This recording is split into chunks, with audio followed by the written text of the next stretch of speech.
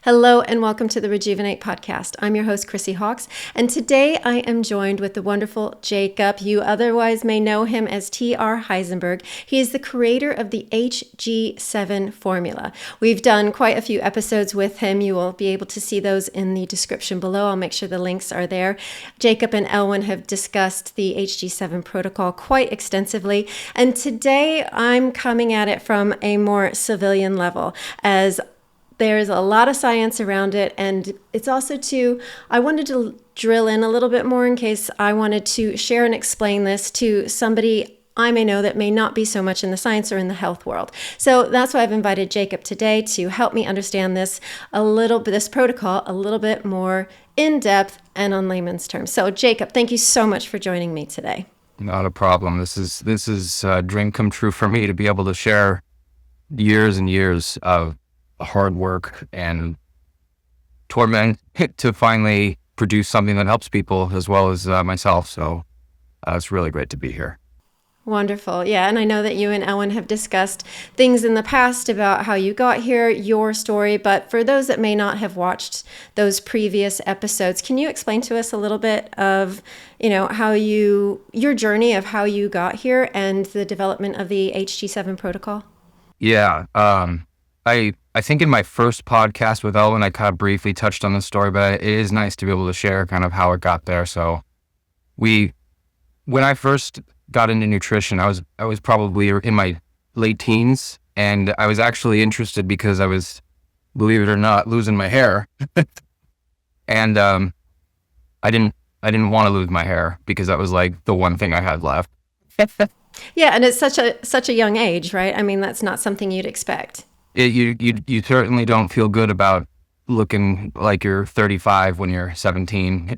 And no, it wasn't just the hair. Like I was feeling generally sick most of my life. I'm really tired all the time, and I didn't really know what chronic fatigue was at the time. So I just didn't feel good, and I didn't know what it was.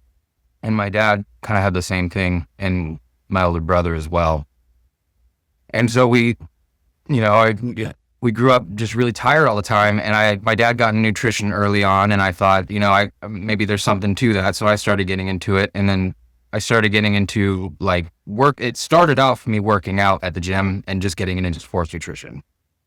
And the reason I started getting worried about my hair was because I was getting into testosterone boosters, which at the time I was told was supposed to help with body composition and drive and all that, which it certainly did for a while, but it got to the point where every time I took any sort of hormone optimizing nutritional supplement, my hair would start shedding more, and I hated that. And so I thought, what's causing that? Because if everyone says, oh, it's just genetics, I'm like, well, why does it get worse when I take things that alter hormones? So it must be hormonal, which over countless supplement testing, I tried things like saw palmetto, which did work for a while. Got into what causes it, which the internet would have told you at the time that DHT was the biggest, cause of hair loss. I had your testosterone. And so I thought, okay, how do I lower my DHT levels? And that got me into like I said, the saw palmetto. And then I eventually narrowed it down to just zinc, because I didn't like chasing herbs. I didn't like chasing non-essential nutrients, because if there's a problem with the body, then it's got to be something essential, because otherwise if it's something that's non-essential, then it's not essential. So I want to get to the core problem. And I was like, okay, of all the minerals and all the nutrients that we do need, what is the problem here? Eventually, like I said, got to zinc, but I could only take like 50 milligrams of zinc a day without getting really nauseous. Can I ask, what was it about zinc specifically that led you to that conclusion that it was zinc?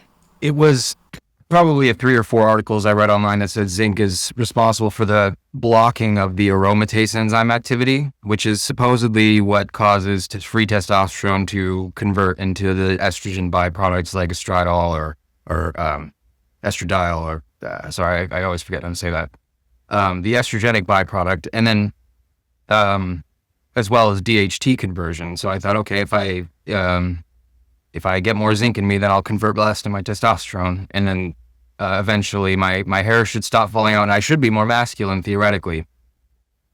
And it worked for a while. And it worked great for a while. And eventually I couldn't take any more zinc in. And I thought, well, that's strange because I still don't feel like a masculine guy. And my testosterone still feels lower than, my peers. My peers, I was the kind of guy that could go to the gym and lift, work out religiously and maybe maintain somewhat of a physique. Whereas that a same dude my age could work out never, eat pizza every day, and then go to the gym and lift twice as much as I could. That's the kind of frustration I was dealing with. Yeah. And so I finally started getting into more and more research on zinc. And then I found out somewhere in that research that zinc, copper, and iron all share absorption mechanisms. And I thought, okay, so if I can't take more than 50 milligrams of zinc a day, what would cause that? And I started experimenting with different B vitamins, and I found an article that said, oh, you need B6 to absorb zinc. And then this kind of cascaded into more and more supplements kind of complementing each other until I realized different vitamins were draining each other. And the way I found that out was because I would take extreme levels of these vitamins because I figured in my head, they're water soluble. They're not gonna do too much damage if I excessively take them. I thought in my head, and to some extent, maybe that's a little true for some of these, but not all of them. So I started taking excessive doses of B6, which is the one you probably don't want to take excessive dosages, especially on its own. Right, because that can cause neuropathy, correct? Mm-hmm. And I started causing more problems than I was helping. And this was for age 20 and up, I was starting to get worse and worse and worse. And I started it became desperation to fix the problem I just caused eventually until I got to the point where I completed the loop. Everything I was taking, I found in something to solve the problem that caused something of taking excessive dosages of something else. So I'd take excessive dosages of B6 and I would start getting that neuropathy and my hair would start shedding and I would start feeling real sick and nauseous and my eyes would start turning yellow. I don't recommend this. Started excessively dosing. Okay. And then eventually it got to the point where even just the taste of B6 would make me gag. And I said, that's interesting. Making me gag. Okay, let me try something else. So I'd take a little bit of biotin, for example. And the discovery of biotin was huge for this because there is no research on the internet to say, oh, you need a massive amount of this B vitamin to balance your B6. And so I would take these other vitamins to balance everything else eventually to the point where oh, the neuropathy's going away now. I'm taking a ton of biotin. That's what's causing that. So I mass dosed my biotin with my B6. And then I would get other symptoms like the yellow eyes would start to appear. I'm okay, what causes yellow eyes? Oh, I'm getting bleeding gums. Oh, I need vitamin C. Take a bunch of vitamin C. Oh, I feel so much better. But now I'm getting other pressures in the body. And eventually I did all that until I found and narrowed it down to about 7 nutrients, to these 7 nutrients, which are now what we call HG7. And this took probably about 10 years. 10 years of massive trial and error, about 4 kidney stones, lost every friend I ever had. I went bipolar doing this. And it was actually because I went bipolar doing this that I discovered that I could theoretically fix it, which I ended up doing for my sister as well as myself. I cleared what I caused in myself. And by doing that, I shared the formula with my sister. And eventually her paranoia and mania subsided substantially. And then I started posting this online because it worked for my sister. And then eventually here we are today talking on the 4th podcast, and you're enjoying it as well as Elwin and about 100, maybe even more on people online. I don't know. I mean, I can only confirm about 100 people are taking it online, but I mean, it could be up to 500 for all I know. Most people don't comment or don't take the time to start a membership to comment on that forum that we've got. But yeah, I posted it online back in November of last year, and it just took off.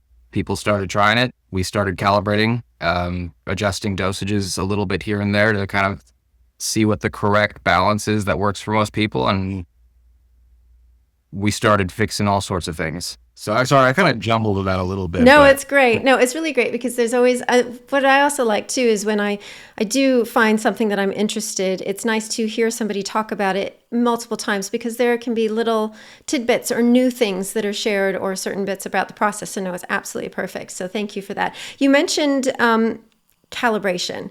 So I know I've got lots and lots of questions. So I do want to get to that. I'm not exactly sure if that's something we should, quite discuss right now, because you did mention a whole bunch of things about, the zinc and the iron and the copper, all of that together.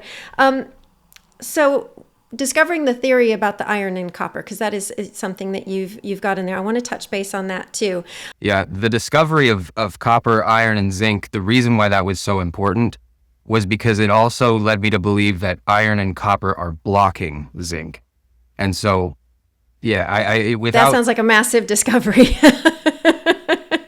that I can't prove that without getting serious blood tests, which I haven't really done yet. But empirically, I shouldn't be able to take so much EGCG that I'm taking. I shouldn't be able to take so much zinc that I'm taking. I shouldn't be able to take a lot of what I'm taking in excessive dosages, but I can, which would affirm my theory that because EGCG chelates and binds to and removes iron from the body, and the fact that taking that with my zinc and the other nutrients allows me to take in 10 times the amount of zinc I normally could, that tells me that whatever EGCG is doing is making more room for zinc to be able to absorb.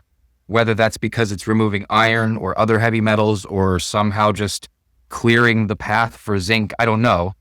But I can take 10 times the amount of zinc that I normally can when combined with EGCG and all these other nutrients. And that's not unique to me. That's everyone on this protocol, or at least 90% of people. Right. And by doing that, so then going into your theory behind that it's the iron and the copper, or that there's, because you talk about that there's, a toxicity of copper or, as well, or a deficiency of iron in some people, but it may come out in these different ways. Can you talk to us a little bit about how that's an issue and why that's a problem? Well, okay. So first of all, iron and copper, while you do need them, you need them in very small amounts. And iron is a very heavy metal, and it doesn't sweat out of the body the way zinc does. If you take too much zinc, your body will start sweating it out pretty quick, and you'll throw up or it'll pee out. But it's a very light mineral, and so when you take it and it can't absorb, zinc is the first to be let go because it's the easiest to remove. Because iron cannot excrete, your body does this thing that I'm theorizing. It just stores it in the tissues. It takes those zinc receptor sites and says, I can't get rid of this. I need a space to put it. I'm going to put it in this zinc spot. I don't know why. I don't know if it has something to do with the electron balance in a cell, the way it conducts electricity. I think zinc has a neutral charge. I can't remember. I'm speaking out of turn here, but that might be the case. Is just they both act in the same way as in terms of electricity transfer in a way. Zinc might be better at it, is my guess. But anyway, because it's hard not to jump around too much on this theory. It's hard. I gotta keep linear on this. Okay, so having too much iron when you eventually will block out that zinc, and the reason why that's a problem is because zinc is responsible for, or a huge player in the balance of all of your hormones in your body, as well as the production of them and the protein productions and the enzyme breakdowns and all of your digestion. Zinc can be found at the root of most of these things. And when zinc isn't working correctly, none of these other things seem to also work correctly. I can tell you just anecdotally, for me and my girlfriend who's on this, when we're low on our zinc, our hormones we're depressed. We are angry, anxious, every negative possible feeling you could feel when we are extremely low zinc in this protocol. If we neglect it too much, it just surfaces so fast. And high copper is a tricky one because it's a stimulant to the body. And so when you have available copper that's working properly, it's typically not a terrible thing because it'll give you energy and stimulate the adrenal system. But when it goes too high, it acts as a suppressant, I'm theorizing, to iron. And so if your copper levels are too high in the blood, you'll appear anemic because it's suppressing blood iron. You get rid of that copper, suddenly iron starts to surface. And that's what we found through this protocol is by getting rid of this copper, your iron starts to surface. So the balance of the two is so key in this process. And most people try to chelate just one of the two. They try to get rid of copper thinking copper is the problem. Well, great, but you have all this iron now that's surfacing that you weren't prepared for. And that's why most people in my theory, their hair goes white when they try to chelate copper. Controversial, or on the other side, if you try to chelate iron, your copper starts to surface. And this is what I was doing for the first portion of my protocol through the first 5 years. I was trying to get rid of just iron. And by doing that, all of this free copper I'm theorizing started to surface. And that's what I believe caused this bipolar disorder, because like I said, copper is a stimulant. Too much of that, you start stimulating your brain, you start stimulating every area of the body in a very negative way to the point where you can't grasp reality anymore. I mean, I was getting so bad to the point where I was split personality syndrome, where I truly thought I was two different people. And it wasn't until I got rid of most of that, free copper using this protocol that my brain started to calm down and I started to think clearly again. And the same thing happened with my sister, where she was probably at the worst paranoia she was experiencing. She took a dose. A couple of days later, she's like, the paranoia is totally gone. And that's because of all that free copper dumping you're doing with that molybdenum, zinc, and B combo with the EGCG and zinc. And so I think I may have gotten off point here. No, it's perfect. No, it's really good. I want to go back to just because a lot of women, we do have our menstrual cycle, so we are able to potentially get rid of iron, but there are a lot of women that appear iron deficient. I mean, I know I'm one of them. My ferritin has always been extremely low, but does that mean, am I deficient, or is it hiding or something going on? I'm not a certified scientist to be able to confirm for you that you have plenty of iron, but I would guess, based on our diets in the modern world, that you do have plenty of iron. What you also have plenty of is probably a lot of copper, and that copper is suppressing all of that iron from surfacing. Copper and B vitamins work together to produce that energy and ATP in the body, I believe, to stimulate the adrenal system, and if that copper is too high, it'll stimulate the Bs too much to the point where it'll drain. Your body doesn't store very much B vitamins at all, really. I mean, it small amounts, but they drain very fast. So if your copper's too high, those B vitamins are constantly on a draining mechanism, which I believe is what causes a lot of things like that chronic fatigue. It causes poor iron utilization because your Bs are so low, they can't extract. B6 is what I think extracts more iron from those tissues and bring it and surfaces it to the blood, and it works with vitamin C to do that. But your vitamins cannot work if your copper is too high, because copper doesn't excrete from the body very easily. It'll just recycle. Iron and copper just recycle in the body because your body is treating them like rare minerals. They're not supposed to be so abundant in our diet. We evolved for them not to be so abundant in our diet. But because we've increased farming mechanisms and reduced our zinc in our soil, we've got copper in our pesticides.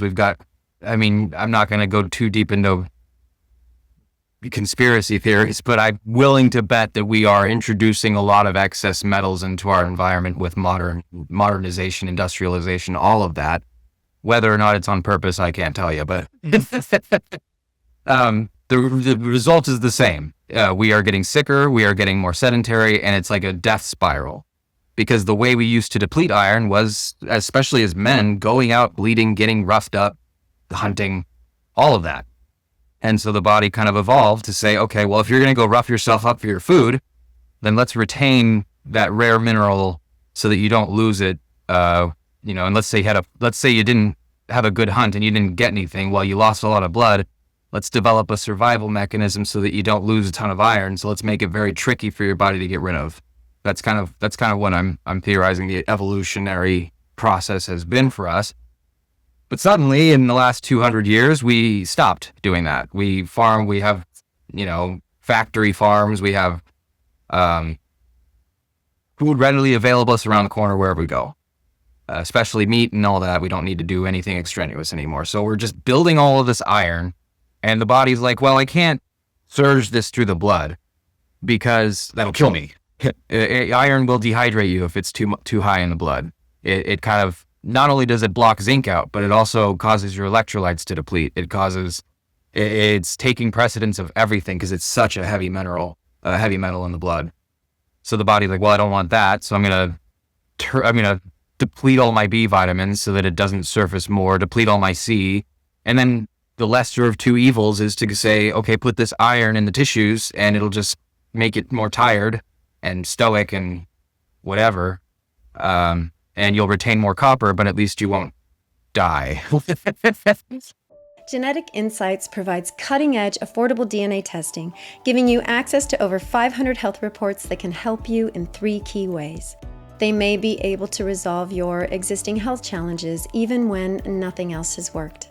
Using simple lifestyle changes, their reports can help you reduce your risk of developing future health challenges that you may be genetically predisposed to.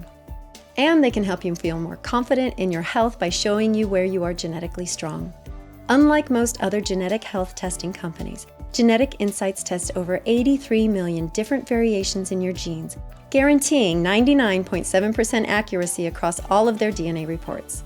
They cover almost every aspect of health, including digestive issues, cardiovascular health, weight loss, hormonal and blood sugar balance, as well as nutrient needs, allergies and intolerances, and so much more. Using their system is quick and easy, and reading the reports is simple. If you've done an Ancestry DNA test, you can simply download your raw DNA data, upload it to the Genetic Insights platform, and within a few hours you will have access to genetic reports which give you a risk score for each specific issue and scientifically validated recommendations based on your individual genetic profile. Everything in your reports are based on scientific studies, and there are citation links throughout every report. If you are serious about optimizing your health and wellness and feeling great, then getting access to your Genetic Insights reports may be the most important health investment you will ever make. In the reports, not only will you gain insights into how to overcome existing health challenges and avoid future issues, you'll also discover which types of dietary, lifestyle, and even supplement protocols are best for your unique genetics. To get your unique genetic health reports, go to geneticinsights.co and use code Rejuvenate to get 20% off today. That's geneticinsights.co using coupon code Rejuvenate to get 20% off today. Right. Okay. So if I'm understanding correctly, then because the iron or the copper are too high, then the body kind of has a fail-safe with just like, let's get rid of the B vitamins, let's flush them out, so at least we can still survive. But Yep. Yeah, that's what we're going to do. Okay, yeah, because I was going to ask you about the mechanism that you were saying about depleting, but no, what you just said in the clarification there makes absolute sense. Yeah, and the copper is not everyone is nearly as copper toxic, but iron specifically is like, the body really wants to retain iron. For whatever reason, I imagine it's a little bit of what I just explained is my guess, is the evolutionary, need for the retention of it back when we were being more physical and, kind of destructive to our bodies, which we're not anymore. Women still have that menstruation cycle, and so they still lose blood. But you don't really lose a lot of copper in your blood. And so when you lose blood, you're losing a ton of iron, but that copper kind of sticks. And so that copper is suppressing iron, so it tricks you into thinking that you need more iron, when really if you were to get rid of that copper, suddenly your iron needs would drop. And this has been proven with like multiple people on this formula. That they take higher amounts of like the molybdenum and the zinc, and then their iron just surfaces just readily, really quickly.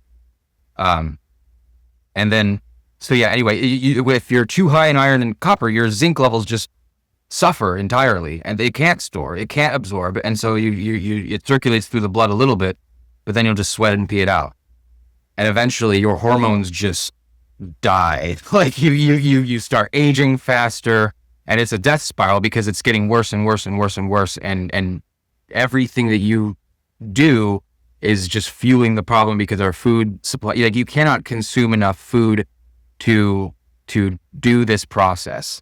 In fact, there's more of the heavy metals you're trying to get rid of in most of our food than the nutrients that you would take in to get rid of those metals. And so, like I said, it's just getting worse and worse. You almost have to do something extreme like this to get yourself back in balance. Otherwise, you just can't. And eventually, this is what I theorize is what causes death, like actual dying, is because our cells, our organs are rusting from the inside out from these metals, and it causes aging.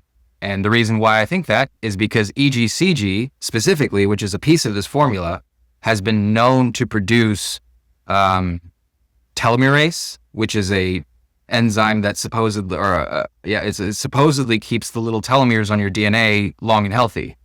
I don't know if they know why it does that, but they know that it can do that.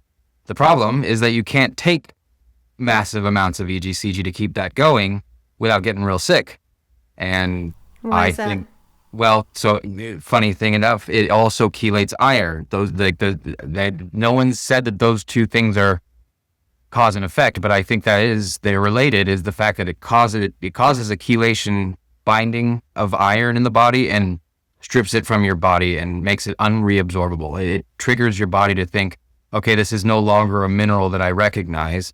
I'm going to pass this through the bile ducts or the urine and get it out of the body now because I don't know what it is. The problem is when you do that, you are leaving like an empty hole. Think of like Indiana Jones going into a temple and there's that statue pillar with the trap. If you take away the statue, the trap gets activated. So you can't just take away the statue, which I'm metaphorically attributing to the iron. You can't just take away the iron. You have to replace it with a zinc statue at the same time so that the trap doesn't activate. Because there is a trap mechanism of when you remove these metals from your tissues and you don't replace it with that zinc, you cause like a shutdown. I don't know. I mean, you go into a severe depression. I don't know how to describe it, but this goes back to my theory about that, like electrical signals is like the metal for some reason is allowing electricity or something to pass through the cell properly. And so if you remove the metal entirely, electricity can't conduct at all. You replace it with zinc and things can conduct. That's what I'm theorizing. I can't think of any other reason why that would be. But getting rid of iron without replacing of the zinc and the getting rid of that excess copper that surfaces from removing iron is what gets people sick is my theory, because HG7 works for most people. So yeah. Well, as you mentioned, HG7, we've talked a little bit about some of the ingredients. Let's list them here. And if you wouldn't mind, talk to us a little bit about, or tell us, what are the full 7 ingredients? Yeah. So it's 3 B vitamins, B5, B6, and B7. B5 being pantothenic acid, B6 being pyridoxine hydrochloride, and then B7 being biotin. It's vitamins. Then there's vitamin C, and so that's the 4th vitamin. Vitamin C is kind of a part vitamin, part antioxidant. And then you have EGCG, which is an antioxidant that's derived from green tea. It's not necessarily green tea itself, but it is a part of the green tea leaf extract that this is the antioxidant that actually binds to the metals and allows them to be removed from the body. And then there's 2 minerals, zinc and molybdenum. And the reason that this formula took me so long to figure out was because the only mineral I was focused on was zinc at the time and getting rid of everything else. What I didn't realize is that when you get rid of copper, when you try to remove copper from the body, you use a lot of uric acid in your body when you do that. And so you need to produce a lot as well. And you might think, oh, you don't want high uric acid that causes gout, and you'd be right. However, it is also required for that removal of free copper. And when you remove free copper with uric acid, the uric acid will go down with that. And so I needed to take molybdenum, and I didn't know that until probably 3 years ago. And I finally introduced molybdenum, and that's what caused me to finally start getting rid of all this free copper that I was building up from removing all this iron from the EGCG. So anyway, the whole process is these 4 vitamins, 2 minerals, and antioxidant. And what I theorizing the whole process is doing is vitamin B6, I think, is going into these tissues, and it's searching for them. It's searching for all the tissues that you shouldn't have, or the metals that you shouldn't have. It's searching for them. And it can be anywhere in the body: the brain, the heart, the lungs, the testes, the feet, the muscle, anywhere. I like to believe it goes after the most life critical areas first. Your life essential organs, your brain, your heart, your lungs, and making sure that those are in balance first, and then it starts going for the less survival needs like your hair, your skin, your nails, and all that. My girlfriend is actually starting to currently see improvements in her vision, like her astigmatism is healing. We have stats I posted on the forum where the cones in her eyes are reshaping, like rebalancing. Anyway, so getting a little off point, I'll get to that in a minute. But the way it's doing is B6 is pulling these metals out of the tissues, surfacing them to the detox areas, and that alone isn't enough. And that's why a lot of people get sick off of just B6, is because B6, I believe, is pulling those metals into your blood, into the liver, but that's just moving one problem to another, from one area to another. It's like moving the problem from the back end to the front end. And that's why you tend to you feel symptoms you didn't before, is because now it's on the front end, and the front end is like your signal, your warning signal, like there's a problem. Back end symptoms don't tend to surface until much later, until it's a bigger problem. So you get all this metal that's surfaced with B6, but B6 alone can't do that job. It needs coenzymators, and that's where biotin and B5 come in. B6 needs biotin to become its active form in the body. And I think it's what a lot of people miss, and why they get that neuropathy is because not only does it require biotin, it requires a lot of biotin. We're talking, I mean, the recommended daily amount for biotin is something like, I want to say less than 100 micrograms. I can't remember off the top of my head, but I think so. I think that's about right. Well, this formula calls for about 1,000 milligrams. So that's with the protocol and the balance of the other nutrients. But for every 200 milligrams of B6, I recommend about 1,000 milligrams of biotin, because for whatever reason, taking B6 causes the needs to skyrocket. And I think it's because, and there's another theory that there's a guy on the forum that also kind of thinks this too, is B6 is ripping your tissues a little bit, just a little bit, to get those metals out. And it's ripping those proteins a little bit, breaking them down, pulling the metals out. And then so you're left with these broken tissues in the body. Biotin supposedly rebuilds those tissues, like on a micro level. And that's why it's good for hair and skin, is because it's kind of rebuilding that skin connectivity, that tissue, the proteins in your skin and your hair. I think it's also a huge mobilizer and utilizer of calcium in the body. So when you're doing this process, calcium starts to surface as well, and biotin seems to mitigate that from causing any bad symptoms like kidney stones or acne or whatever. And so as B6 and biotin and B5 are working together to extract these nutrients, B5 being a counterbalance to B6, all three of these B vitamins seem to work together. I don't know why they do what they do in the body. I'm not that deep into the actual biomechanisms of these vitamins. I just kind of know a high level of each of them. But I do know when you take B6, it drains biotin, and when you take biotin, it drains B5. So all three of those kind of work together as a chain to do this process of extracting these metals. Okay, so now you've extracted the metals. Next, you gotta force them out. And vitamin C is a vitamin that acts as like a pusher in the blood. It forces metals forward. It pushes things through the process. It also keeps an alkaline balance, believe it or not. Even though it's an acid, it keeps your blood a little bit alkaline. It keeps that uric acid from getting too high in this process. And so it's forcing these metals through the blood, out the kidneys, to the liver, out the bile ducts, whatever, while maintaining an alkaline level in the blood, and also keeping your proteins and skin and hair healthy. Vitamin C kind of does a little bit of all that. And then you have, once it's pushed to the right sites to detox, like the kidneys and bile ducts, you have to get rid of that metal with a chelator.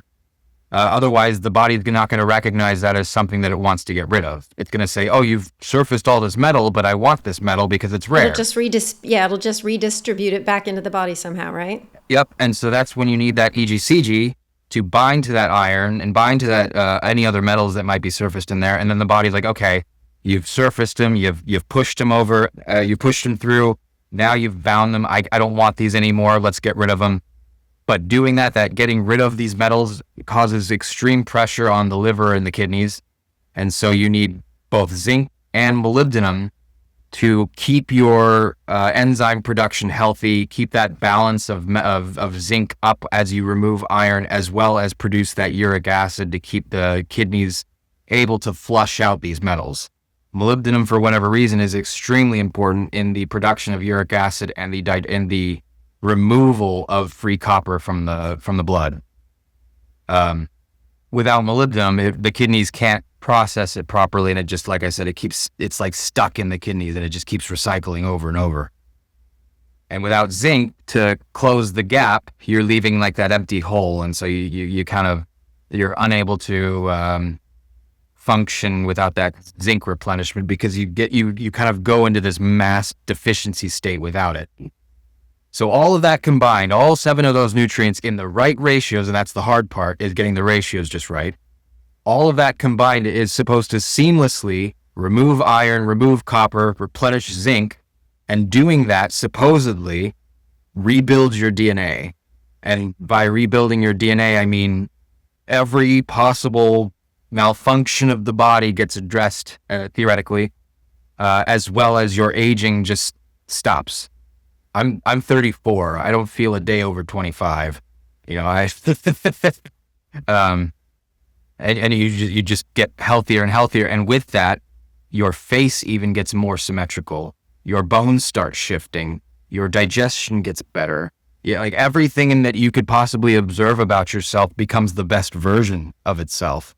I've been doing this for 3 years, and I've seen like my jaw, like I form and shape, my nose straighten, my eyes lift, my forehead expand a little bit, because it was very caved in when I was younger, like very, very caveman caved in. It's actually been kind of slowly filling out, and I think that has to do with the hydration levels of my tissue, but I don't know for sure. But like my cheeks are slimming out, and like I don't have any acne really. I can't give you a long enough list of all the good things that have happened in my life from this formula, because it's just like little things. Every little thing that could possibly have been terrible has gotten way better. It's so much. No, I mean, that's really great. I mean,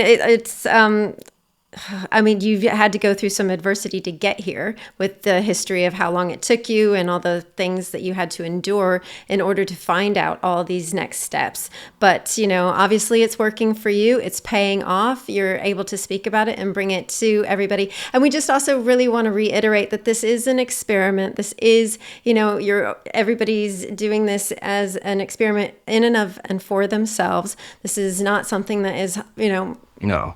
fully recommended to anybody. It is do the research, find it out at your own risk, and everything else is just providing information for individuals. And you're sharing your story of what's worked for you. Yep, and it's a big call out there. It is still experimental. There isn't a perfect dose that we've gotten that works for the majority of people. I mean, I've gotten it distilled down to a point where I can get you started. Great. So let's talk about that. Yeah, because you mentioned about getting the ratios right. So let's talk about that. Yep. The vitamins are the vitamins. I've gotten a good ratio of what vitamins you need per vitamin level, and then kind of what minerals you need per mineral level. But the balance of how much minerals per vitamin is what's hard right now. If you take too much of the vitamins, your mineral needs go up, and you need to what we call calibrate, which is taking a little bit extra of something based beyond the original recommendation to bring yourself back from a balance or an imbalance, because some people are so imbalanced that taking this current ratio causes them nausea. And that nausea is usually caused because something in that formula, you were starting off usually from a very low level, or you took too much of something else, and it forces you to experience deficiency symptoms that you wouldn't have normally felt because you're taking such extreme levels. So, for example, some people need more vitamin C. I think Elwyn's someone who needs a little bit more vitamin C with his regimen. And so by taking extreme dosages of everything else, he was able to realize, I'm starting to experience C deficiency levels. So he would calibrate by taking more C per dosage until he started feeling better. And so when I say calibration, I mean the standard dosage is there. If you start experiencing symptoms, calibrate with a little bit of extra of whether it be EGCG, molybdenum, zinc. And that form is there for this particular purpose, is it's got that full list of symptoms that you could experience being low in any one of these. And then you just kind of do trial and error a little bit. And when it comes to safety on this, I'm not going to, claim that, no one's ever going to experience any bad effects from this. I personally have thrown up more times in a year than most people will in 100 lifetimes. Figuring this all out. I've put myself to the brink. Like I was in the hospital with kidneys that were bleeding, and I'm standing today, better than I've ever been. So I'm not going to claim that it's not unsafe. I'm just going to say I've put myself through hell on this, taking 10 times more than what I'm recommending online, and I'm still feeling better than I've ever felt. So I'm pretty confident when I say I'm just going to say I'm pretty confident there's a fix for almost everything you're feeling on this formula. If you cause something, it can be fixed by something else, is what I'm saying. 99.9% of the time. There might be one guy out there who has an allergy to vitamin B6 and just it kills him. I don't know. I hope not. No, exactly. But it is that thing again. It is experimental. There are unknowns.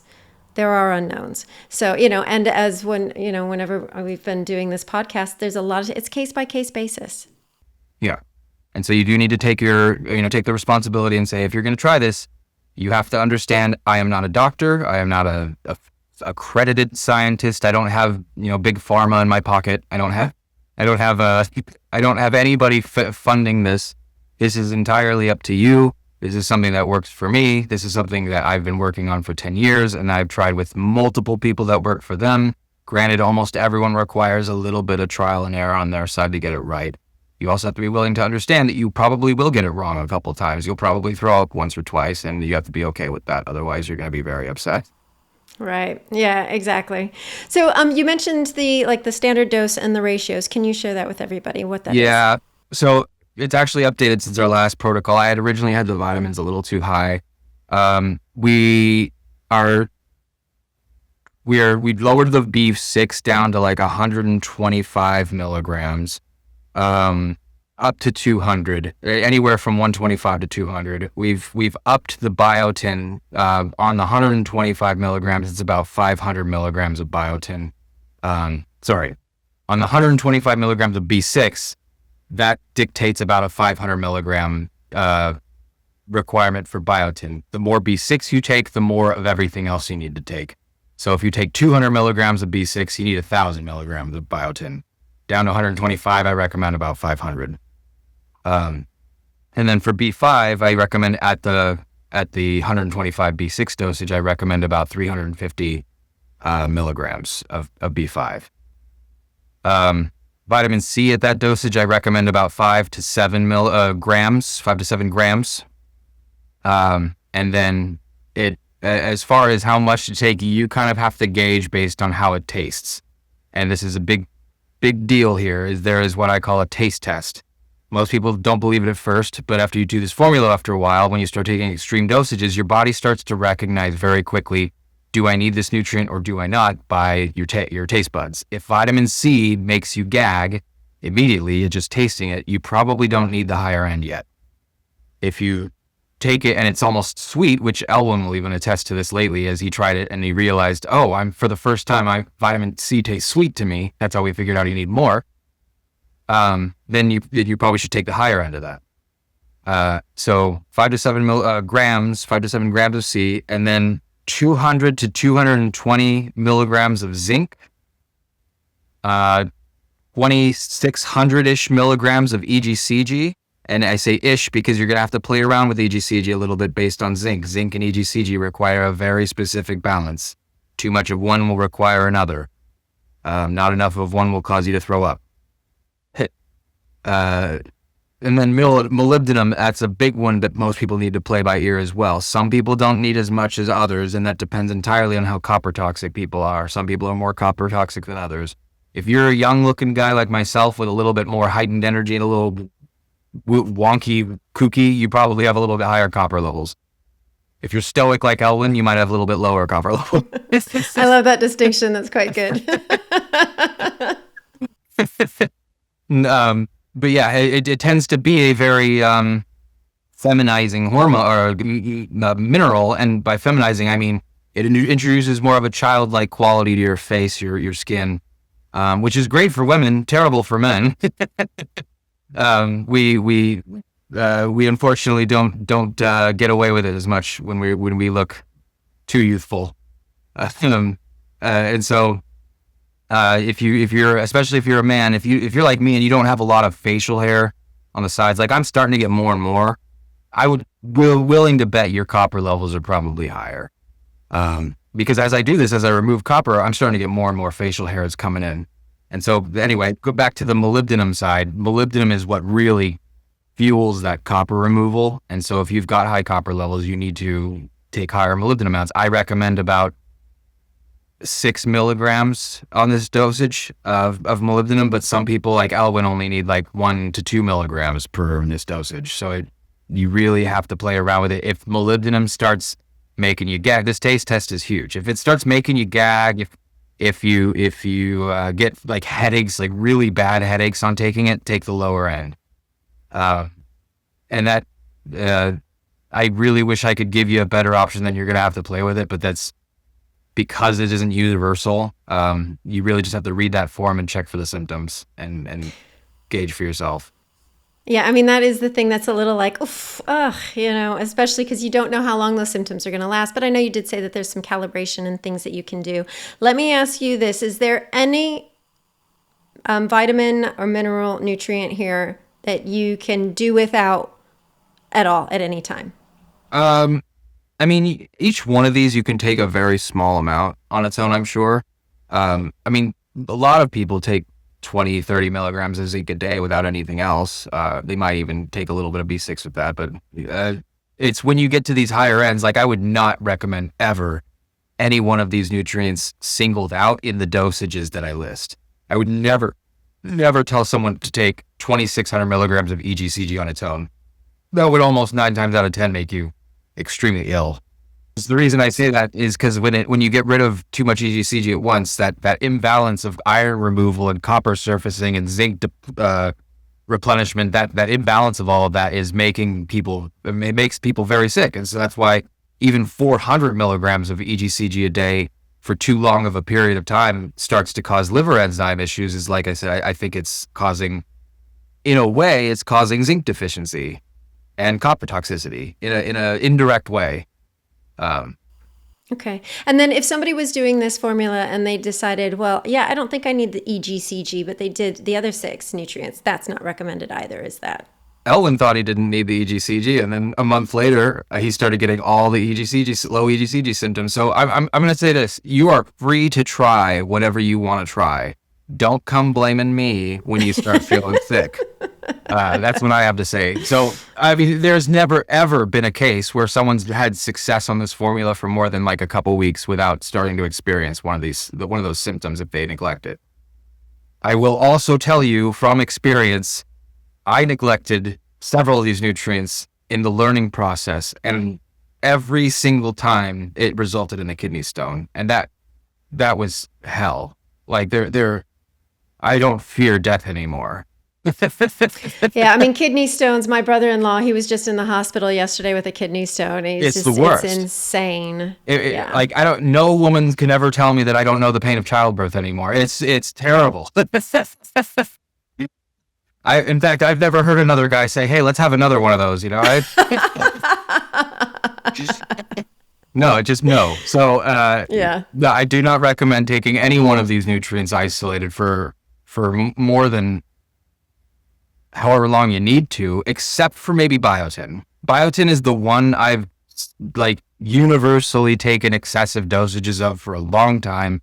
Never had a problem with excess biotin unless I was already very, very low on my B5, and it just kind of aggravated that a little bit.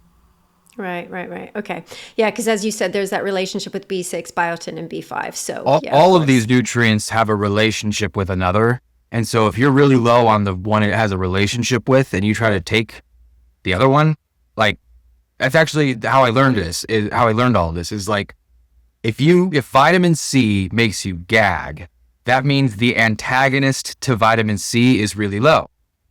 So like whatever nutrient that balances C in the body, in this case EGCG or molybdenum usually is a big one.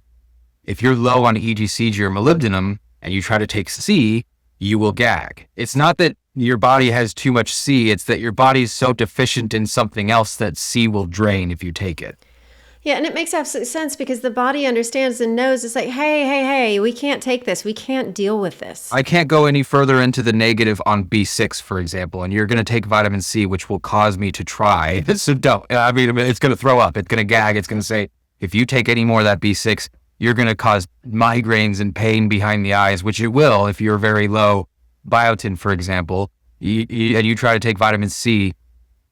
Vitamin C is an interesting one because it kind of aggravates everything. It causes everything else to use in the body because it's kind of forcing this process. Vitamin C is a pusher. It forces the process. And so if you take vitamin C and you are very, very low on any one of these other nutrients, you will feel terrible, especially things like biotin, because the vitamins work together very synergistically. And so vitamin C will drain other vitamins very quickly. And if you are low biotin, which that was the first discovery of this formula, biotin. If you are low biotin, you will get migraines worse than hell, and you will get foot cramps, you will get nightmares, you will get you won't stop being hungry. Your hair will start shedding like crazy. That's what saved me is my scalp was itching like crazy, and I looked, what causes itchy scalp? And they're like, oh, the internet unanimously told me that low biotin causes itchy scalp. I started loading up on biotin 10 milligram pills until I felt better, and suddenly I realized, oh, my kidneys feel better. My digestion, I'm sleeping better, and like my hunger's gone. Like I was experiencing all of these other symptoms aside from just the hair that led me into like, I think biotin might be more important than anybody realizes. And so I started finding ways to get as much biotin in me as possible so that the kidney stones would go away and the migraines would go away. And eventually they did. And wow. Okay. I mean, like, so much. I love this. I'm so glad that you're here. So let's go back to the taste test, because so many of us, we get capsules and we just shove them in and we down it. So walk me through a couple of things here. One, I want to know that, how can people figure out buying the best pure powder of what they need of these products? And then two, like what should they be experiencing when they put it in? And three, is there a specific order to taking these? Like, do you have to take one first and then so on and so forth? So let's unpack the first one, which is somebody's interested. They want to go buy it. Okay, they have to buy powder so they can do this taste test. How do they make sure they're getting the right thing? Well, so the taste test is interesting because I find that you actually don't need to open the capsule. You don't need to put powder on your tongue. The residue on the capsule, especially when you're pushing these nutrients to the limit on the if you start experiencing symptoms, that means you're really low on something. And so your taste buds are like almost activated in like a sentinel way, looking for this nutrient that you're low on. And it'll tell you what you don't need it heightens. Like the more extreme your needs are for something, the more your taste buds heighten. And so that residue on the capsule is enough for your taste buds to say, I want this or I don't, if you're in that extreme need state. So for example, if you want to test if you need vitamin C or not, and you're nauseous, and if you're nauseous, like this is the best time to test it is when you're nauseous, because your body is very, very, very keen on what it will and will not take in when it's nauseous. It does not want to take anything more that's causing that nausea, and it wants to take in something that is going to fix that nausea. So the vitamin C is a great one because it's normally very acidic, normally very tart. And so if you put it on your tongue and it's sweet, and Elwin experienced this like a couple of weeks ago, I think. If you put it on your tongue and it's sweet, that's incredible because you're nauseous. Vitamin C is tart and it's really sour, and you're putting it on your tongue and you don't want to take in anything, and it's sweet and you're ready to swallow it easily. Like, that's crazy. And your body will do that. So that taste test is what I'm referring to. Is just put a capsule on your tongue when you're nauseous. If you gag further, you don't need it. If it's sweet and goes down easy, surprisingly, you probably needed it. I can't speak with 100% confidence on that, but it has worked.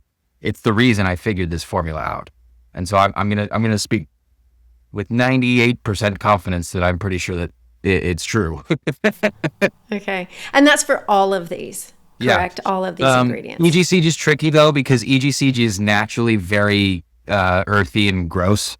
And so I wouldn't recommend, I mean, even if you do need it, if you open the capsule and put it on your tongue, it's going to taste bitter. You know, it never tastes good. But if you do need EGCG, your body will allow you to swallow it fairly easily. If you don't need it, you will gag. Okay, that's a really great distinction because, yeah, sometimes some of this stuff, it doesn't really have the greatest taste, or whatever. But if your body's allowing you to take it down, great. Is there differences if the powder like clumps or does something like that, or okay? Well, so the only nutrient of this formula that I actually recommend to not do in the capsules is the biotin, and the only reason I suggest that is because you need so much of it, and they just don't sell like readily available 100 milligram capsules of biotin. Like, you might be able to find it online somewhere, but most people, I recommend the pure powder. Because it's the safest one of them all. I've overdosed biotin every day for 10 years, never had a problem with that. And so I ask people to put that under their tongue because your body's very smart also in this way, where it will absorb very fast and kind of disappear under the tongue very quickly when you need it. And when you don't, it doesn't, it just clumps. It just clumps under your tongue and it doesn't do anything. And you'll find the fastest it'll ever absorb is right after you take EGCG and B6. Because suddenly that's when your body's in the most biotin deficit like state, and then it'll start dissolving extremely fast. Everything else I recommend in the capsule form. And like I said, when I say taste test, I know you kind of touched on this, but when I say taste test, what I'm really referring to is that gag reflex. I'm not saying it necessarily has to taste amazing. I'm saying, is your gag reflex being triggered or not? If it's not being triggered, you probably are safe to take it. If it is being triggered, you're going to throw up. 9 times out, you'll throw up. Great distinction. Thank you for that, Jacob. Yeah, because otherwise that can be a little bit confusing, going like, well, is everything supposed to taste sweet? I mean, like, there's people, especially if somebody's not so, deep diving into all of this and really finding it out, like, oh, well, I don't really quite know what that means. So if the gag reflex is triggered, then that's what your body's saying, no way. So you just touched on something about order. So is there a recommended order of taking these? No, I mean, it entirely depends on what state you are in. I mean, when I say what state you're in, you are at a certain level of each of these 7 nutrients. And except for EGCG, which I included because really what EGCG is an indicator of is how high is your blood iron? How high is your surfaced iron? If your EGCG is quote unquote low, when I say your EGCG is low, what I'm really saying is your surfaced iron is high. And so you need more EGCG to reduce that surfaced iron so that you can continue the process. Because if you don't bind that iron and don't remove it, that surfaced iron is blocking all of the other nutrients from working. Being high iron can trigger being deficient in just about everything else. And when you're referring to surfaced iron, are you talking about iron in blood, or are you talking about the iron that's blocking the zinc receptors? Iron that has been surfaced, removed from the tissues, the B vitamins have extracted it, surfaced it to like the liver and in the blood. Being like surfaced to the liver and in the blood, I kind of consider a similar experience because it's in the liver, but it's leaking out into the blood a little bit. And that leaking is causing a depletion of all these nutrients and the blood. I mean, again, this is all theory. This is not, I can't speak 100% confident on this, but that buildup in the liver is blocking this process from continuing, and it's blocking your ability to take in new nutrients. Your body doesn't want to take in any more vitamin C because your iron's already too high. And so if you take any more C, your iron's going to go higher, and it's going to be, no, I don't want that. So. Right. So we need that binder to come in, grab it, and Get it out of town. Okay. Yep, that the EGCG binds to the iron. Okay, now I can continue the process. Now give me more zinc and more molybdenum to get rid of this copper and replenish zinc. And over time, theoretically, as your zinc builds and builds and builds and builds and your other metals drop and drop and drop, you perfect your DNA. Right. Okay. So yeah, because then that leads me into like my next question. Gosh, this is so good. How long would somebody stay on the HG7 protocol? Like, is this a forever protocol? I could stop right now and be happy as a clown. I mean, no, I wouldn't be happy because I'm too obsessed. I like, as far as health issues, I've cleared every health issue that I would ever have wanted to clear from this. I don't experience, I mean, I was pretty bipolar back 3-4 years ago to the point I lost my job. I got fired because I just couldn't manage my emotions. I was screaming at people. I lost my girlfriend at the time, who I had been with for several years, and I loved her at the time, and it was hard. I couldn't have a life, and so because my emotions, my hormones, like I wasn't attractive to anybody. No one wanted to go on a date. No one wanted to hang out. None of my friends wanted to talk. It was just a terrible life. And I felt sicker and sicker and sicker. And so that's all gone. Like my whole life, people like talking to me, I guess. I mean, I'm not, it's a little arrogant to say, but I'm happy, which is a big thing. Like I'm genuinely happy. I come home and I'm just, that's beautiful. I don't feel pain. I can eat whatever I want. I'm not really overweight. I'm getting smarter. I'm getting happier, and my social ability with people is improving. I still have maybe a little bit of mania, like it's mild, that you can hear in my voice. I talk a little fast. I talk, arrogantly, I have a very active brain that's always firing and theorizing and all of that. So I'm sure it's a little much for people. But beyond that, I'm happy, and nothing, I could stop taking this right now and be okay. But I'm obsessed. Because now that I know every cycle that I do, I feel better and better and better and look better and better and think faster. And it's become me playing God and just out of pure curiosity. Yeah, I suppose, you have been, as in your own words, obsessed with this, of figuring it out. And, you're experimenting and figuring out, well, actually, how far can this go? I would say if you're someone who's sick and just wants to feel better, it's a 2 to 3 year process is my guess, because I was the worst you could ever imagine. I was in the hospital for kidneys bleeding. My liver was failing. I was losing my hair. My hormones were so out of whack. I didn't want to live anymore. I mean, it was the worst. And 3 years later, I'm the best I've ever been. I would say it's a 3-year process to get to that point. If you want to do what I'm doing and experiment on whether or not this truly is the fountain of youth and whether or not this truly does let you live forever. I mean, I'm on year 4 of successfully doing this.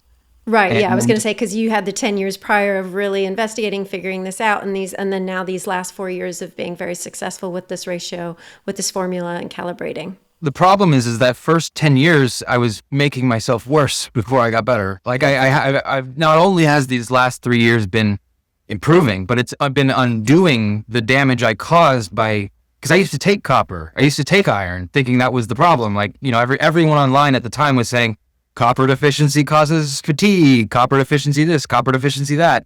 It causes your hair to go gray if you're copper deficient. And I bought into it at first for like a couple of weeks, and then I started taking copper and felt terrible. And then I got into zinc. It's like, oh, maybe it's not the copper and iron at all. Maybe it's the fact that they're oxidizing so fast and storing away in the body that they appear deficient, when really I just needed more zinc to keep the other two from oxidizing and storing away and keeping them surfaced. And so that has turned out to be extremely successful of an idea.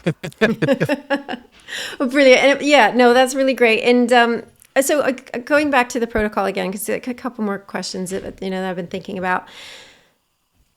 When should you take this formula? Like breakfast, lunch, dinner, with food, without food? Like what should? Yeah. Because it's not perfect, I don't recommend doing it before anything important. Because you might have to calibrate. And by calibrate, I mean take something additional to ease any nausea that might surface. We've gotten into a point where the nausea's mild, usually. There are exceptions to the rule, of course. Some people aren't, not everybody's the same.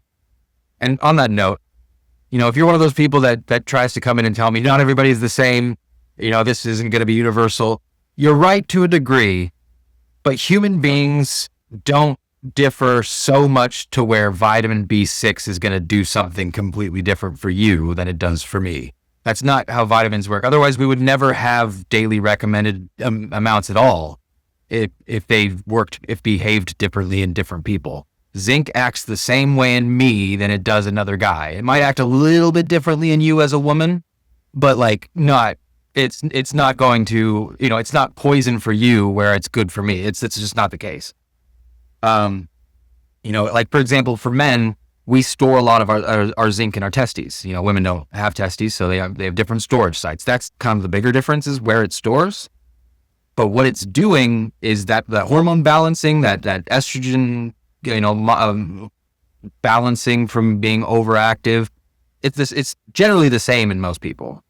And the amounts that need to do that, the ratios of different nutrients, like the amount of zinc you need per B6, for example, that's also very similar. Like it's not so different to where we can't figure this out together. So the argument that we're all different and, this shouldn't work for everybody, it's really not that simple. It's actually, yes, it is actually kind of universal. The ratios are just a little bit off. And those ratios being a little bit off can make a big difference. It doesn't take very much deficiency in zinc to start experiencing zinc deficiency symptoms. So some people do need a little bit more zinc. Some people do need a little bit more molybdenum. But not one person in this protocol has been able to get away with taking just like 4 of these nutrients for too long without getting sick. Nobody's been able to get away with ignoring EGCG at all. Like nobody. So you're not special. It's one of those. Right. Okay. So what I'm hearing from you as well then is, especially as you start to take this and get things correct, maybe it's best to do it, with the last meal at the end of the day, so would you take it before the meal or would you take it post meal? Post meal, bunch of pills on an empty stomach is never an easy thing for a lot of people. I don't think it matters a whole lot if you get the ratios right. It's easier. Your body seems to be more forgiving if you get the ratios wrong, if you do it with a meal. On an empty stomach, you have to be much more precise is really what I would say. And yeah, I do it before bed because depending on what you take, if you take a little bit more of the EGCG, for example, with molybdenum, it has a little bit more of a sedentary effect. If you take a little bit less EGCG, it has a little bit more of a stimulating effect, which you would think is the opposite because EGCG comes from green tea, which is a stimulant. But because iron buildup causes almost like an insomniac reaction, if you take not enough EGCG, your iron starts to build up and it makes you energized, too much energized. And so you can't sleep. You take more EGCG and you get a little bit more of a sedentary effect. And so I take it before bed because I take excess EGCG a little bit. And then I wake up with a little bit of a molybdenum and zinc deficiency, but it helps me sleep throughout the night. Some people actually have the opposite effect where they take it and it keeps them up all night. And to them, I say you probably just need more EGCG or more vitamin C. But so it really depends. How does it make you feel? And then gauge what's best for you. Yeah, that's really interesting because I do struggle staying asleep all night. I wake up many, many times. Like you mentioned earlier, my mind is constantly going. So I need something distracting. So I'm curious. I find that that's usually a need for more C or more EGCG. And the reason why is because either your copper or your iron has been stimulated too much or is surfaced too much. And C will help push copper out. But if it's too much iron, that's actually going to make it worse. So if it's too much iron, you need more EGCG, which will remove the iron. And then that will allow your brain to finally calm down.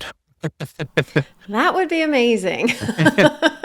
Coming from somebody with a very overactive mind, I know what it's like, and I know it sucks a lot. And so usually when you get to that point, You either need C, EGCG, or B6 if you're insomniac, if you're feeling insomnia. And you just have to be experimental. It takes about 6 months to get comfortable doing this protocol without, needing help. So yeah, I was going to say that is the one thing where I'm a bit trepidatious with and all that.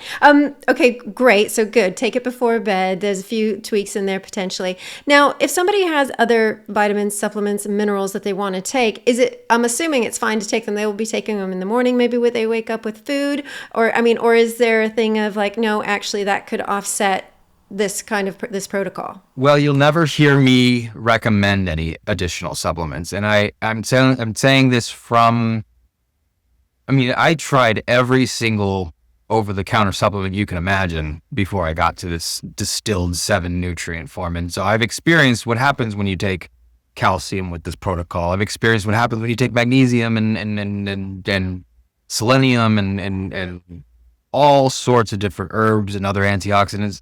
They just hinder the process.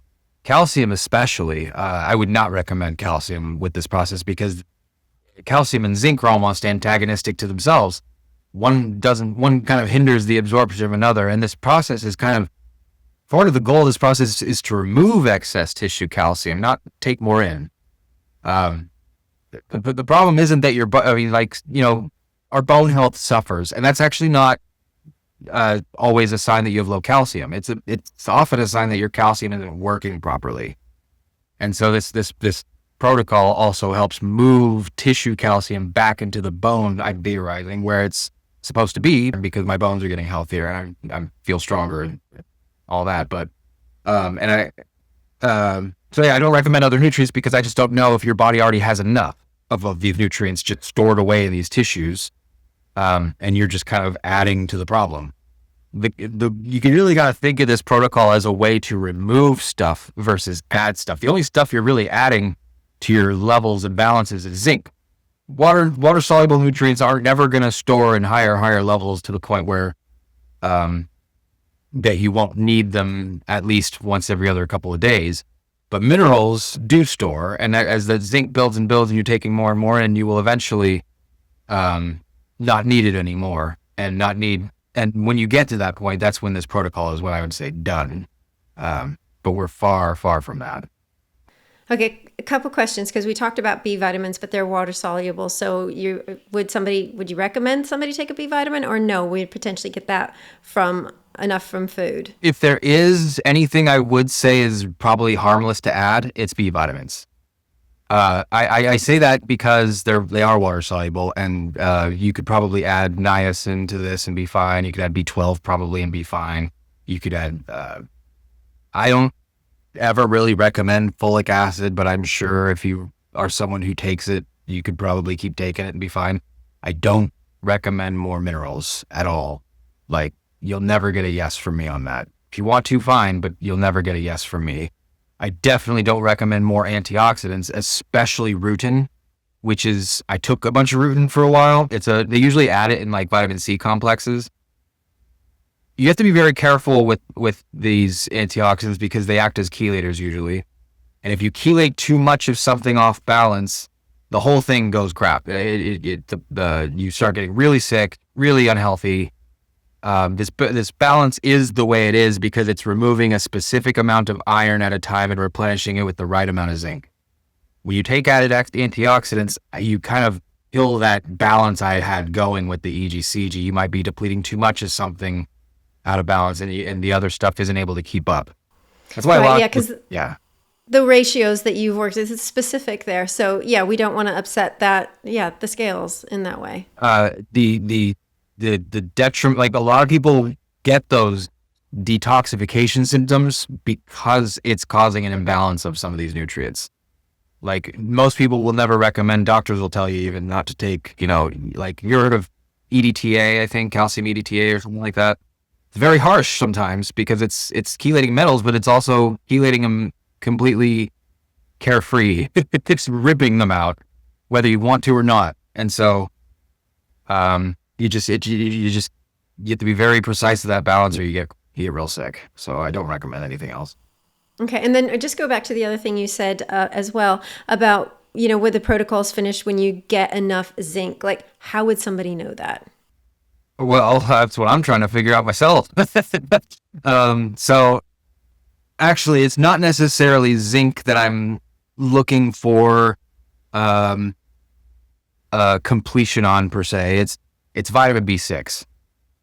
Because each of these B vitamins has a cap in the body of how much it can take in without just, and eventually doing nothing, like that point where the biotin starts clumping, your body just simply can't take more in.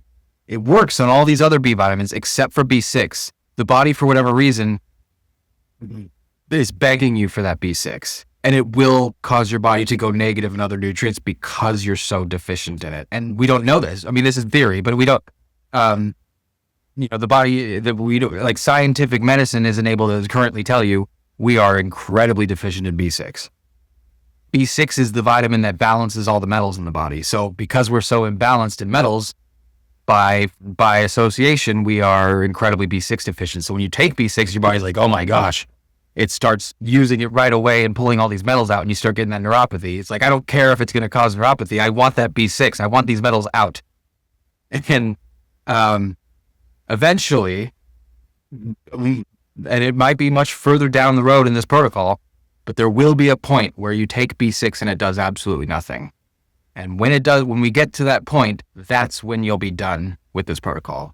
And because you'll never be able to take zinc and feel nothing. Like that'll always cause a problem. If you don't need it, it'll make you sick. But you should theoretically be able to take B6 and have your body at complete maximum storage, and it just doesn't do anything. And I'm waiting for that moment. That's probably years down the road, but that is when I theorize to be quote unquote perfection. There's no more metals for your B6 to balance. It's not doing anything anymore. And will that be a physical thing that we feel, or how are we able to, quantify that? Well, I mean, along the way of getting there, I myself have seen huge improvements in everything, physically, mentally, emotionally. So whether or not there's an indicator physically that it's happened, I mean, I'm getting benefits as I go. So I'm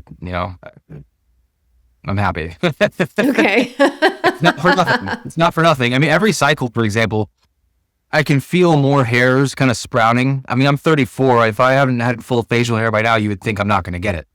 But it's coming more and more.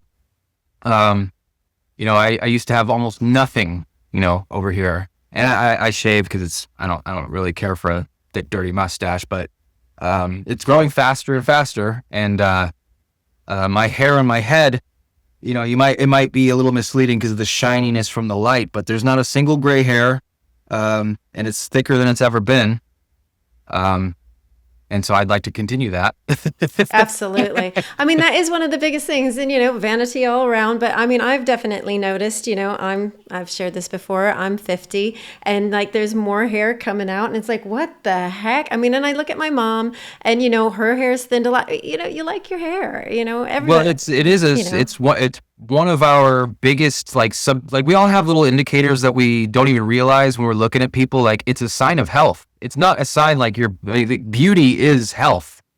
Beauty is just a reflection of our DNA health. If you are not quote unquote beautiful, it's not that you're not beautiful. It's that you're unhealthy in some way. I wasn't healthy at all. And lo and behold, my face was very distorted, asymmetrical. Like my skin was pale. I had dark eyes. My hair was thin. And, you could have just said, oh, he's just not a very attractive person. Or you could say he's very unhealthy and he needs help, and then sure enough, as I started getting healthier, my hair got thicker and my skin got rosier and clearer and my eyes started getting more symmetrical. Like I had Bell's palsy to where this half of the face was like really droopy. Still kind of a little bit, but it's nowhere near what it used to be. So I'm happy with that. In an ideal world, you'd meet all of your nutritional needs in the form of vitamins, minerals, phytonutrients, and more from the foods you eat. However, unless you prepare all of your food at home from scratch using the highest quality ingredients possible, the reality is that most of us need some nutritional support. Most of us need to take supplements if we want to look, feel, and perform at our best on a consistent daily basis.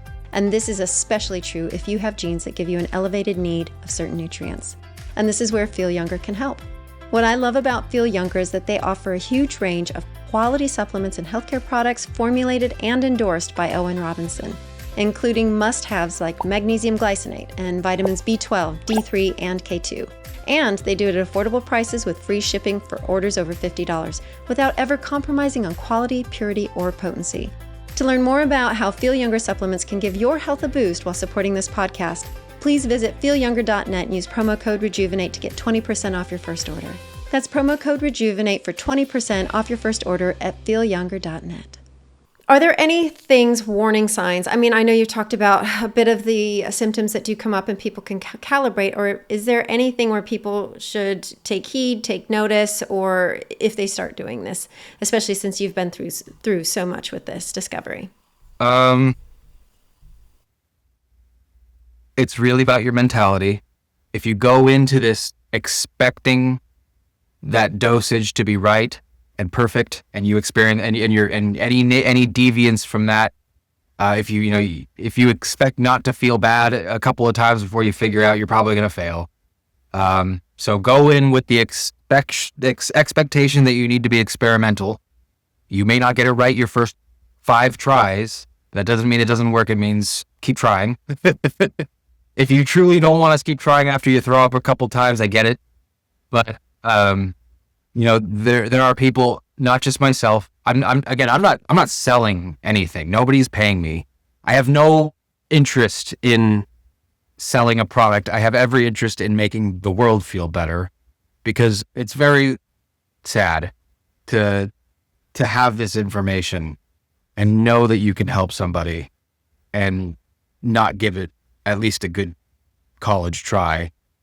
I just didn't feel good about myself knowing that I fixed all of this. I fixed my sister. I watched my sister go from being in the depths of mental hell to finally being able to function in life again. And I can't sit on that information without at least posting it on Twitter, at least, or something, which I did.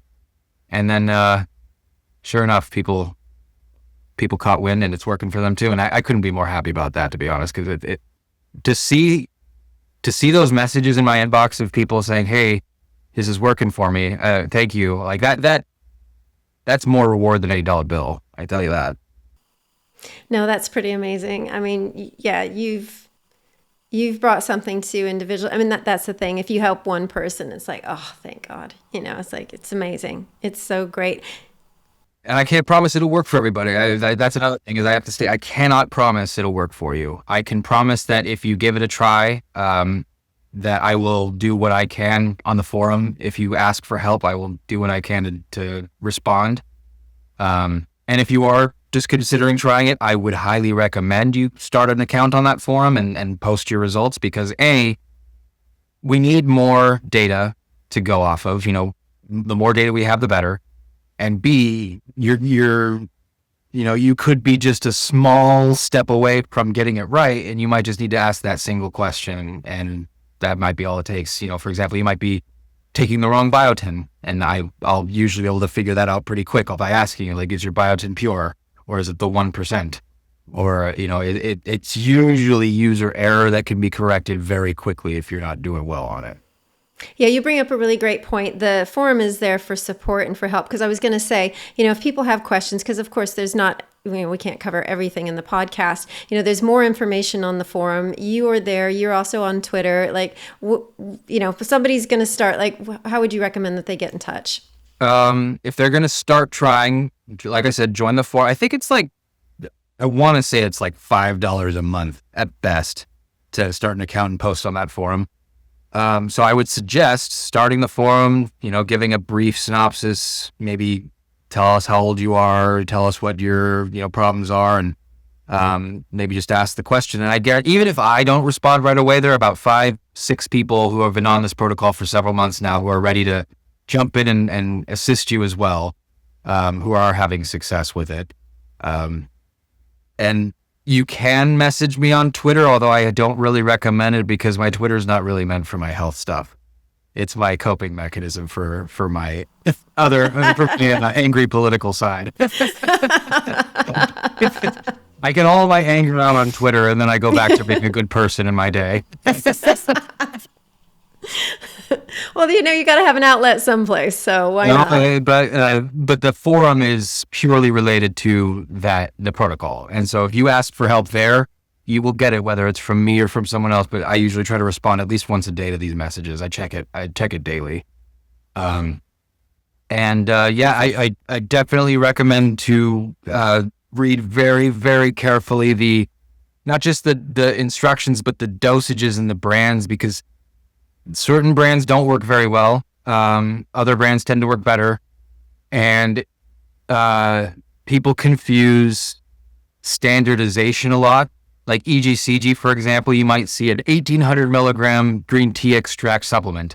That's not EGCG, that's green tea extract. You need to look at the back of the label.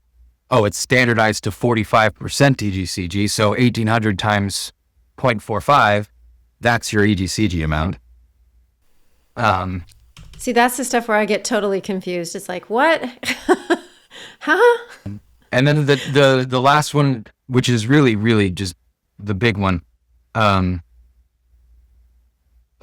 antioxidants, the biotin, sorry, the biotin needs to be pure, and you need to be taking enough. That is the number one. The biotin is the number one way people screw this up, is they don't take the right strength of biotin. They take the 1% diluted powder, and it doesn't work for them, and they're thinking like, oh, this formula's trash. I'm like, no, you're screwing your body up if you're not taking the right biotin. Because if you are low on that biotin, you will start to experience anxiety really fast. You will get cramps really fast, and you will eventually get a kidney stone. For whatever reason, that biotin is very crucial for mobilizing calcium in the body away from building up in the kidneys. So if you neglect biotin too long, you will start to experience calcium buildup in those kidneys, at least from my experience. Right. Okay. Yeah, because I was going to ask you, because you did say you'd had a few experiences with the kidney stones.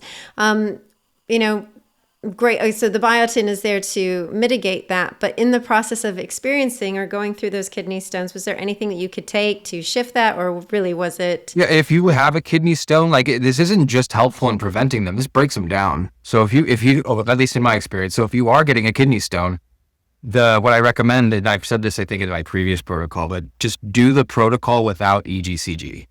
And the reason why I say that is because you've gotten to a point where your calcium has built up so much that it's causing a stone. The reason why that would be is usually because your copper is too high. And the reason why your copper is too high probably is because you chelated too much iron out too quickly. And so because you chelated too much iron out too quickly, you surfaced too much copper that your body couldn't excrete fast enough. And that copper is stuck in your kidneys and it's leaching calcium. Copper is a stimulant. It's causing stimulation. And in order to soothe that excess stimulation, it uses calcium to put you in a sort of sedentary state.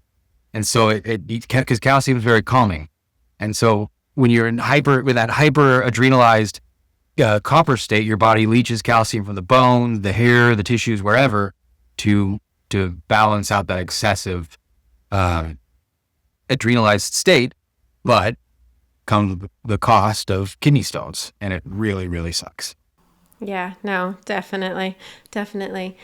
Right. Jacob, this has been fantastic. I have loved spending time with you and getting to know more on a deeper level this protocol, and as well your story and everything that you've gone through to bring this to us and to share it, and also hearing the feedback of the individuals that you're helping. So I really do appreciate and thank your time. Is there any final thoughts to anyone listening, either about this, how to get in touch with you, or, just words of wisdom that you've developed from the years you've been doing this? It's not easy. It's not easy at first. I promise, though, if you give it time, you give it a little bit of energy, and you really do your research, if you are willing to try it, I guess I can't promise, but I can say with a pretty high confidence level, I think it's going to do a lot of good for you. But you have to be willing to be patient. And I don't mean patience as in you take it for a year before you experience anything. Most people experience things in the first week, maybe even the first day. But you have to be patient with the fact that the dosages won't always be exactly the same every time. Sometimes you might need to take a little bit more of something else. Sometimes you might need to balance with something else. So like I said, come into this with an open mind. Also understand that nothing of what I say is backed by the FDA, except maybe some minor statements made on some individual nutrients that have already been proven. For example, I'm sure it's safe for me to say that even the FDA would probably agree with me that zinc is an antagonist to copper in the body. Like, I think there might be enough research in the body to say that that's true. What I can't say is that zinc, I can't give you confidence and speak with factual, I can't speak in fact that this protocol is going to heal everything, but I can say it's healed everything for me, so far. So, and dozens of other people have said similar things. So read that forum, make your own decision. Don't blame me if you do it differently than what I describe and then experience symptoms. And do not assume that just because one of these nutrients, this is a good one, do not assume that just because you took one of these nutrients in the past and it made you sick, that this protocol isn't going to work for you, or that you don't need to include that in the protocol because of what I've described this entire hour. These nutrients drain each other. 1 minute, and it really could be this quickly. 1 minute you could be at, vitamin C could make you gag. You take everything else, then literally in 2 minutes, your body wants that C now. So that's how quickly this balance is fluctuated. So don't make any assumptions about anything that you've read. Most of what you know online is other people theorizing too. So just know I'm also a theorizer. That's what I would say. Great, beautiful words of wisdom. And lovely listeners, again, thank you for joining us. If you have questions, if you're curious, I will put down in the description link below the link to the forum. Please go there, read all the material. Jacob and the other people on the forum have really invested a lot of time in putting this information there for you. And if you have questions and you want to start, they're there. Do reach out to them. The ratios have been given here in this formula. And the forum, correct, Jacob, is always being updated if there's new tweaks or things like that, right? Yeah, so it happens pretty frequently where, well, not as frequently anymore, but it wasn't when this started out, the dosages were wildly different. I didn't know it was hard for me to gauge proper dosages because I'm someone who's extremely impatient. And so I would just down supplements constantly, without really measuring what I was taking, because I was taking it based on like a handful of this, handful of that, taste this. Oh, that's making me gag, a little bit less of that. So I was so impatient that I really didn't document precise milligrams of things. And so we've been trial and error for this last 6 months, and we've changed it quite a bit over that time. And it may change again. You're going to have to be okay with the fact that this, like I said, isn't perfect right now. We're very, very close. We're very close to a good starting point for most people. And yes, so the dosages do change. I don't think they're going to change as frequently as much anymore because most people are experiencing success with what I've got. You might see a little bit fluctuation in those vitamins. Just keep an eye out. Yeah, just don't expect it to be the same 6 months from now. Beautiful. And again, everyone, thank you so much for coming. We appreciate you being here. Again, if you have any questions, the links will be below. Please reach out on the forum. And, as always, we'll see you next time. Hey, thanks for watching the video. If you enjoyed that, I recommend watching our latest episode, which you can do by clicking above. And make sure to subscribe, like the video, comment, and share with anyone who you think might appreciate it. Thank you.